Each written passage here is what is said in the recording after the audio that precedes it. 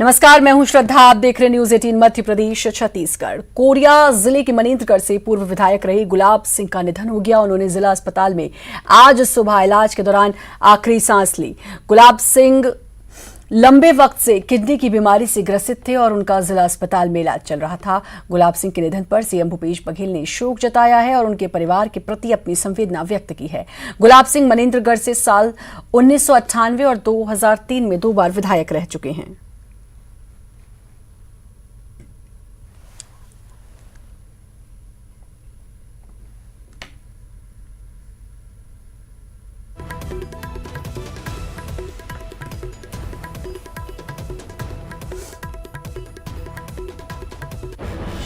Korea जिले के मनेन्द्रगढ़ से पूर्व विधायक गुलाब सिंह का निधन हो गया। लंबे समय से बीमार थे, किडनी की बीमारी से ग्रसित थे। जिला अस्पताल में उनका इलाज चल रहा था। आज सुबह उन्होंने अंतिम सांस ली। गुलाब सिंह के निधन पर मुख्यमंत्री भूपेश बघेल ने भी शोक जताया है और उनके परिवार के प्रति अपनी संवेदना व्यक्त की है।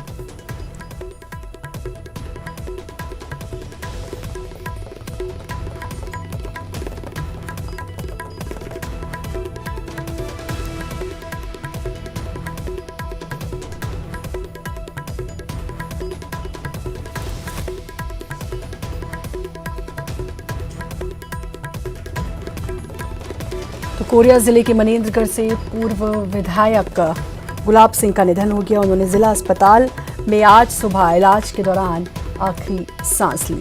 गुलाब सिंह लंबे वक्त से किडनी की बीमारी से बीमार चल रहे थे और उनका जिला अस्पताल में इलाज चल रहा था। गुलाब सिंह के निधन पर मुख्यमंत्री भूपेश बघेल ने शोक जताया है और उनके परिवार के प्रति अपनी संवेदना व्यक्त की है।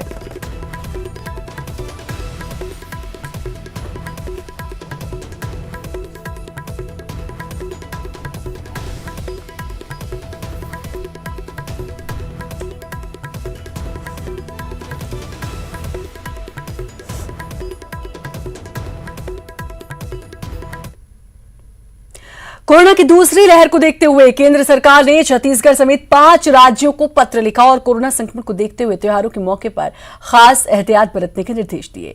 केंद्रीय स्वास्थ्य विभाग ने होली, शब बारात, बिहू, ईस्टर और ईद उल फितर का त्योहार सार्वजनिक रूप से नहीं मनाने के निर्देश दिए हैं। केंद्रीय स्वास्थ्य मंत्रालय के अतिरिक्त सचिव आरती आहूजा ने राज्यों के मुख्य सचिवों को चिट्ठी लिखी है।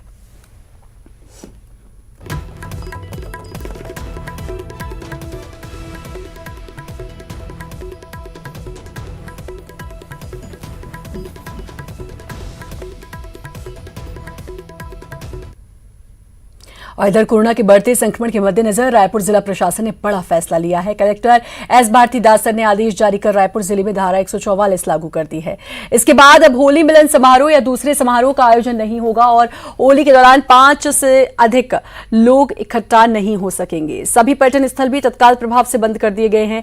धार्मिक स्थानों में व्यक्तिगत पूजा होगी। आदेश के अनुसार 2 पहिया वाहन में 2 और 4 पहिया वाहन में 4 लोग ही बैठ सकेंगे। ध्वनि यंत्रों पर भी प्रतिबंध लगा दिया गया है। कोरोना के मरीज मिलने पर इलाके को कंटेनमेंट जोन बनाया जाएगा। इसके अलावा शादी समारोह में या फिर अंतिम संस्कार में अधिकतम 50 लोगों को शामिल होने की ही अनुमति मिली है। इसके अलावा राजनीतिक कार्यक्रम, प्रदर्शन, पर्यटक स्थलों पर जाना, मंदिरों में सार्वजनिक पूजा पर रोक लगा दी गई है।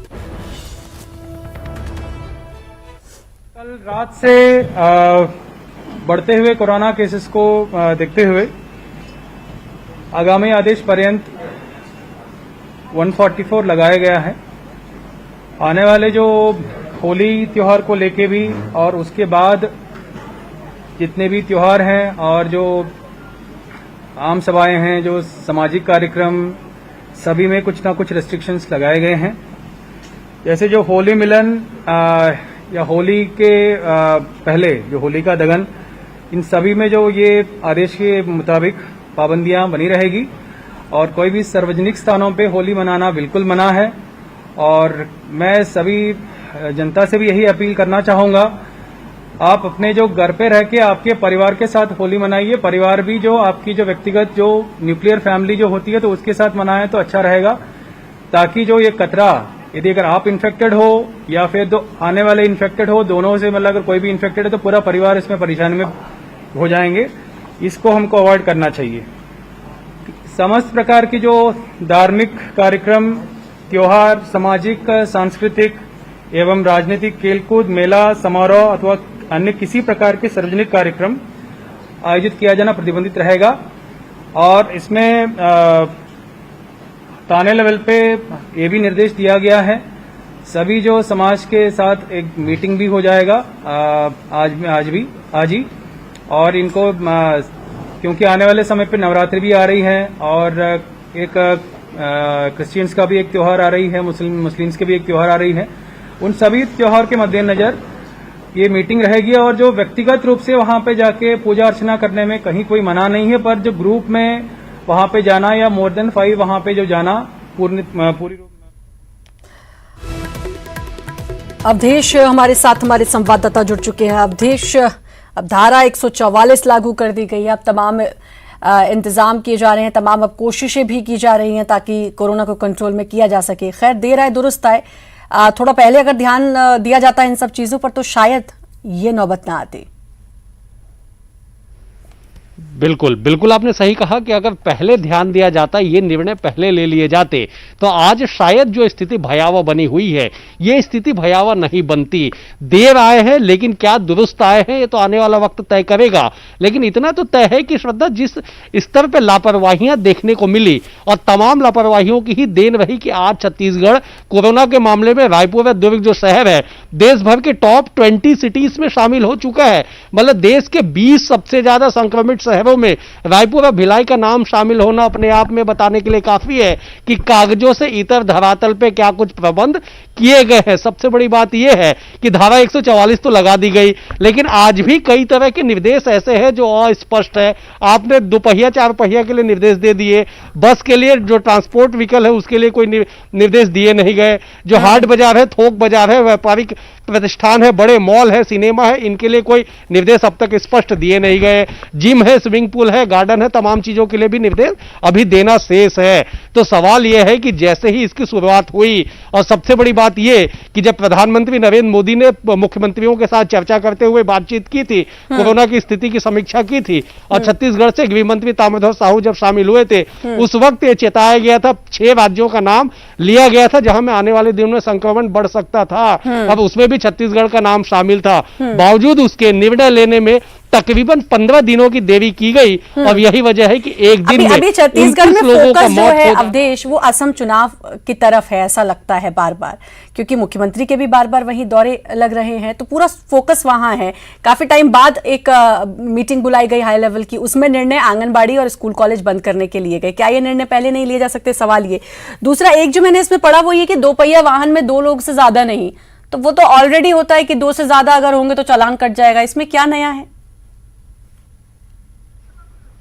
बिल्कुल, देखिए यही बात है कि निर्णय तो लिए गए, काफी लेट से निर्णय लिए गए, लेकिन उसमें भी कई तरह की अस्पष्टता है। 4 पहिया वाहन में पहले ही से 4 लोग अलाउ है, 4 से ज्यादा आएंगे तो आप मोटर व्हीकल एक्ट के तहत आप पे कार्रवाई की जाएगी। 2 पहिया वाहन की भी वही स्थिति है। तो ये अलग से इसको उल्लेखित करते हुए निर्देश जारी करना अपने आप में एक बड़ा सवाल खड़े करता है कि आखिरकार ये किस तरह के निर्देश है? क्या केवल लोगों को भ्रमित करने के लिए या लोगों को बताने के लिए है कि आप कुछ कर रहे हैं? क्योंकि अगर आपको करना था तो बसों को लेकर निर्णय ले लेते, आप इस जो मॉल खुले हुए मॉल को लेकर निर्णय लेते। आपने धार्मिक प्रतिष्ठानों, धार्मिक आयोजन से लेकर धार्मिक स्थलों को लेकर आपने निर्देश तो जारी कर दिए, लेकिन जो बाजार खुले हुए हैं, जो गार्डन खुले हुए हैं, उस पर नियंत्रण कैसे होगा? और ये क्या वाकई में कोशिश की जा रही है या कोशिश कर रहे हैं, ऐसा सिर्फ कहा जा रहा है? ये इसमें एक बहुत बड़ा अंतर होता है और कुछ वैसा दिखाई दे भी रहा है। अब देखना है खैर अब कैसे प्रशासन अपने काम मुस्तैदी से करता है और कोरोना के जो आंकड़े हैं उनमें कमी आती है, तो खैर अवधेश वक्त ही बताएगा। बहुत बहुत शुक्रिया आपका अवधेश तमाम जानकारी देने के लिए। और रायपुर से इस वक्त की बड़ी खबर, छत्तीसगढ़ में लगातार कोरोना बढ़ रहा है। बढ़ते कोरोना के बीच बीजेपी ने बड़ा फैसला लिया है और फैसला यह है कि सभी आंदोलन प्रदर्शन स्थगित, सभी बैठकें स्थगित। बीजेपी अध्यक्ष विष्णुदेव साय ने इसकी जानकारी दी। आज सहकारिता प्रकोष्ठ की बैठक होनी थी, कल महिला मोर्चा की बैठक होनी थी, बड़ी बैठक मानी जा रही थी ये। युवा मोर्चा का आंदोलन भी स्थगित। तो सभी आंदोलन प्रदर्शन बैठक विपक्ष ने छत्तीसगढ़ में अभी उस पर रोक लगा दी है। और आपको बता दें कि विष्णुदेव साय जो कि बीजेपी अध्यक्ष हैं, उन्होंने इसकी जानकारी दी है।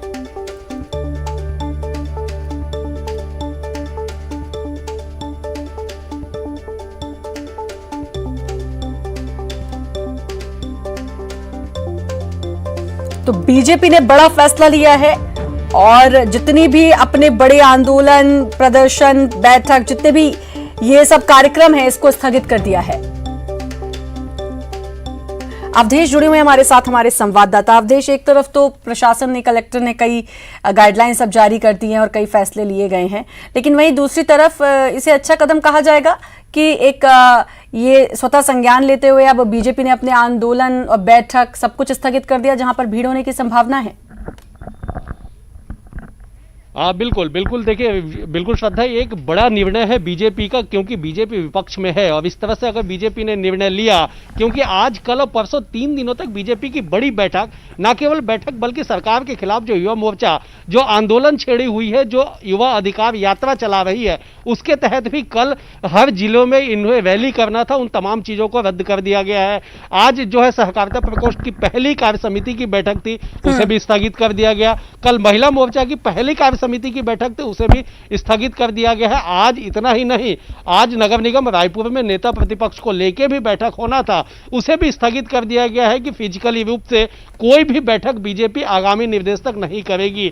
मतलब यह कि बीजेपी ने बतौर विपक्ष अपनी जिम्मेदारी बखूबी निभा ली कि जितने भी आंदोलन थे, जितने भी बैठकें थी, उन तमाम बैठकों को उन्होंने फिलहाल स्थगित कर दिया है। और सीधे जो विष्णुदेव साय जो प्रदेश अध्यक्ष है, उन्होंने जानकारी दी है, उन्होंने कहा है कि तमाम जिला अध्यक्षों से लेकर तमाम संगठन के नेताओं को इस बात की जानकारी दी गई है कि जो गाइडलाइन है, कोरोना का जो संक्रमण लगातार बढ़ते जा रहा है, इसमें बीजेपी के जो नेता हैं उन्हें बढ़ चढ़ के लोगों को सहयोग करने हैं, तमाम जो नियम कायदे कानून है उसका पालन करना है। कहीं से भी ऐसी तस्वीरें निकल के ना सामने आए कि बीजेपी के नेता खुद नियमों को तोड़ रहे हैं, तो बीजेपी ने सजगता से अपने बतौर विपक्षी धर्म तो निभाया है, लेकिन सवाल यही है कि बीजेपी ने जिस तरह से अपने आंदोलनों को स्थगित किया है, क्या जो असम में लगातार चुनावी रैलियों में शामिल चाहे बीजेपी के लोग हो चाहे कांग्रेस के लोग हो, वो जो असम में डेरा डाले हुए हैं, उनकी वापसी इसके अलावा देश में कई जगह चुनाव हैं, तो क्या वहां पर कोरोना का प्रभाव पड़ेगा, ये देखना होगा। प्रभाव तो पड़ रहा है, लेकिन क्या वहां भी नजर आ रहा है राजनीतिक दलों को? ये एक बड़ी बात होगी अगर नजर आता है तो। खैर, ये वक्त बताएगा। अवधेश, बहुत बहुत शुक्रिया आपका तमाम जानकारी देने के लिए।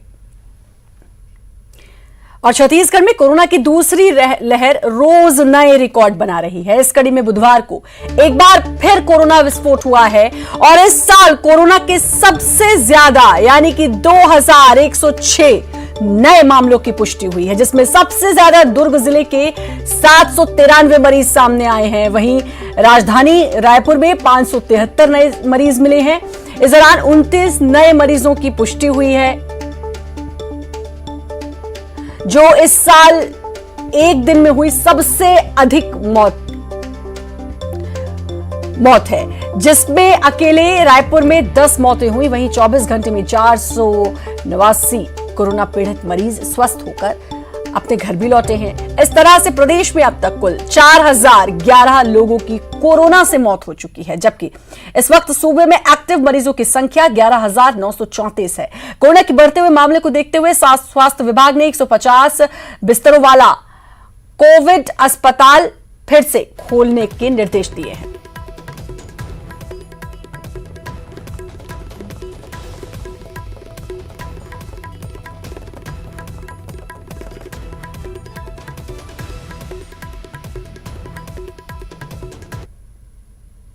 दुर्ग में बीते 24 घंटे में 793 मरीज मिले हैं। रायपुर में 573 नए मरीज मिले हैं। राजनांदगांव की बात करें तो 126 नए मरीज मिले हैं। बिलासपुर में 101 नए मरीज मिले हैं और महासमुंद में 76 नए मरीजों की पुष्टि हुई है। बेमेतरा में 52 नए मरीज मिले, तो वहीं सरगुजा की बात करें तो 46 नए मरीज सामने आए हैं।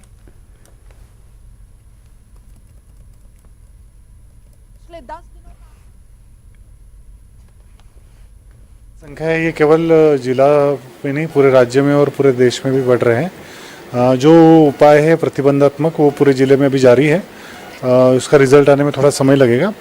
आज जो बहुत बड़ी संख्या में आंकड़े आए हैं वो पुराने कुछ सैंपल्स के बैकलॉग थे, उसको क्लियर करने के बाद आए हैं। दुर्ग जिला कोरोना संक्रमण के मामले में प्रदेश का नंबर 1 जिला बन गया है। ऐसे में जिला प्रशासन की चिंता काफी बढ़ गई है, लिहाजा जिला प्रशासन द्वारा एहतियातन कई कदम उठाए जा रहे हैं। जिला प्रशासन द्वारा एक और कोरोना के एक और कोरोना के बढ़ते संक्रमण को रोकने के लिए कार्रवाइयां तेज कर दी गई हैं, तो वहीं जो संक्रमित हो गए हैं उनके लिए व्यवस्था। और इस बीच बड़ी खबर आपको बता दें, बीजेपी के वरिष्ठ नेता भी कोरोना पॉजिटिव हो गए हैं। आपको बता दें, सच्चिदानंद उपासने बीजेपी के वरिष्ठ नेता, वो भी कोरोना पॉजिटिव। रायपुर बीजेपी के वरिष्ठ नेता, रायपुर से बड़ी खबर आपको बता रहे हैं, कोरोना पॉजिटिव सच्चिदानंद उपासने हुए कोरोना पॉजिटिव। एम्स में उनको भर्ती किया गया। पत्नी भी संक्रमित। उपासने ने अपील की है, सावधानी बरतें लोग। बीजेपी के वरिष्ठ नेता कोरोना पॉजिटिव। इससे पहले खबर यह भी थी कि बीजेपी ने अपने सभी आंदोलन और सभी प्रदर्शन, सभी बैठकों को अब स्थगित कर दिया है कोरोना के चलते। और अब खबर यह भी कि बीजेपी के वरिष्ठ नेता सच्चिदानंद उपासने कोरोना पॉजिटिव, उनकी पत्नी भी कोरोना पॉजिटिव। और आपको बता दें, एम्स में एडमिट हैं सच्चिदानंद उपासने। छत्तीसगढ़ से हर साल होली के लिए करीब 7 से 8 हजार लोग गोवा के साथ अन्य जगहों पर जाते हैं। इस बार भी लोगों ने महीनों पहले अपना टिकट बुक करा लिया, लेकिन पिछले 3-4 दिनों में करीब 4,000 लोगों ने अपनी टिकट कैंसिल करा दी। कोरोना की रफ्तार जब कम हुई थी तो लोगों ने कई महीनों पहले ये टिकट्स बुक कराए थे। खासतौर पर लंबे समय से कहीं नहीं निकले परिवारों की पहली पसंद के रूप में गोवा था। जैसे ही कोरोना के मामले बढ़ने लगे, सरकार की तरफ से लगातार गाइडलाइंस जारी होने लगी, लोगों ने अपनी छुट्टियां कैंसिल करानी शुरू कर दी हैं।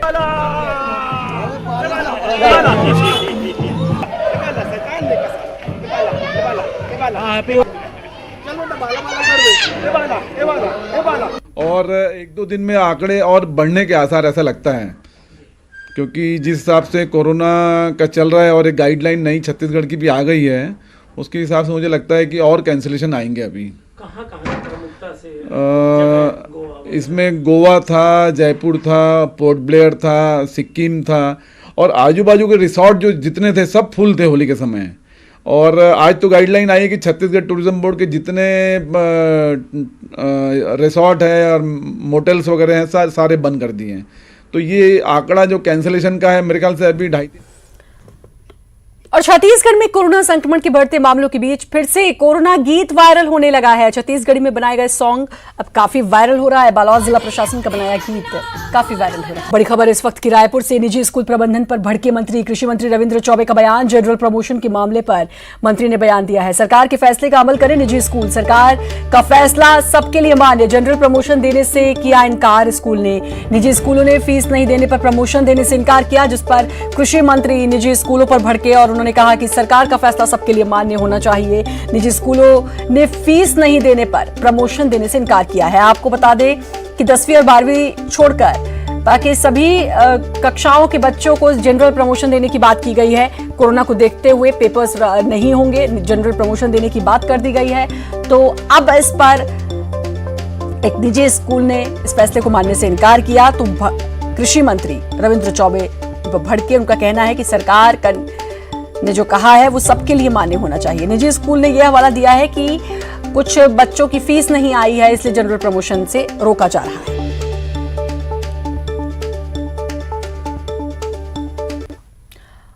और एक और बड़ी खबर रायपुर से ही, पार्षद ने महिला से मारपीट की है। कार पर लगी नेम प्लेट को लेकर ये पूरा विवाद हुआ। तस्वीरें कैद हो गई हैं सीसीटीवी कैमरे में और तस्वीरें भी आपको दिखाएंगे। ये तस्वीरें देखिए, ये पार्षद हैं जो महिला के साथ मारपीट कर रहे हैं। पार्षद का नाम है मोंगराज सोनकर। राजधानी के गोबरा नवापारा का ये पूरा मामला है और ये वही पार्षद हैं जो चुनाव के वक्त वोट के लिए दर दर भटकते नजर आते हैं, लोगों के हाथ पांव जोड़ते हैं और वोट मांगते हैं। जीत के बाद की तस्वीरें आपके सामने है ये, कि उसके बाद इनका क्या रूप होता है। ये पार्षद है मोंगराज और महिला के साथ इन्होंने अभद्रता की है। कितना सम्मान ये महिला का करते होंगे, ये तस्वीरें अपने आप बयां कर रही हैं। मोंगराज सोनकर इन पार्षद का नाम और महिला के साथ इन्होंने अभद्रता की है।